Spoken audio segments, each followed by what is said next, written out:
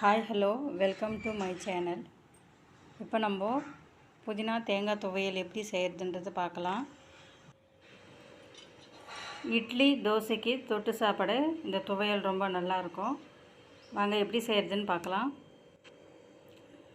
கொஞ்சோண்டு எண்ணெய் ஊற்றிப்போம். எண்ணெய் நல்லா காஞ்சதுக்கப்புறம் கடுகு போட்டுருவோம். கடுகு பொரிஞ்சதுக்கப்புறம் கொஞ்சோண்டு கடலைப்பருப்பு கொஞ்சோண்டு உளுத்தம்பருப்பு போட்டு எண்ணெயில் நம்ம பொன்னிறமாக வறுத்து எடுத்துப்போம். இப்போது நான் பெரிய சைஸாக வெங்காயம் கட் பண்ணி வச்சுருக்கேன், அதையும் போட்டு நல்லா வதக்கிடுவோம். அடுத்து 2 பச்சை மிளகா போட்டிருக்கேன். அதுக்கடுத்து கட் பண்ணி வச்சுருந்த தக்காளியும் போட்டு நான் 2 தக்காளி சேர்த்துருக்கேன், அதையும் நல்லா வதக்கிடுவோம். நம்ம தேவையான அளவு உப்பு போட்டுப்போம், கொஞ்சோண்டு மஞ்சள் தூள் போட்டுப்போம். இதையும் நல்லா வதக்கி எடுத்துருவோம். இப்போ கொஞ்சோண்டு இஞ்சி பூண்டு பேஸ்ட்டையும் சேர்த்துப்போம்.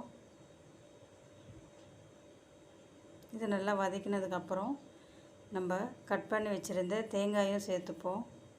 நான் ஒரு முடி தேங்காய் எடுத்திருக்கேன். இப்போ நம்ம சுத்தம் பண்ணி வச்சுருந்த புதினாவையும் சேர்த்துப்போம்.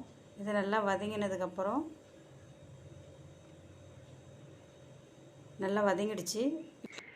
இது ஆற விட்டுட்டு நம்ம ஒரு மிக்ஸி ஜாரில் மாற்றிப்போம்.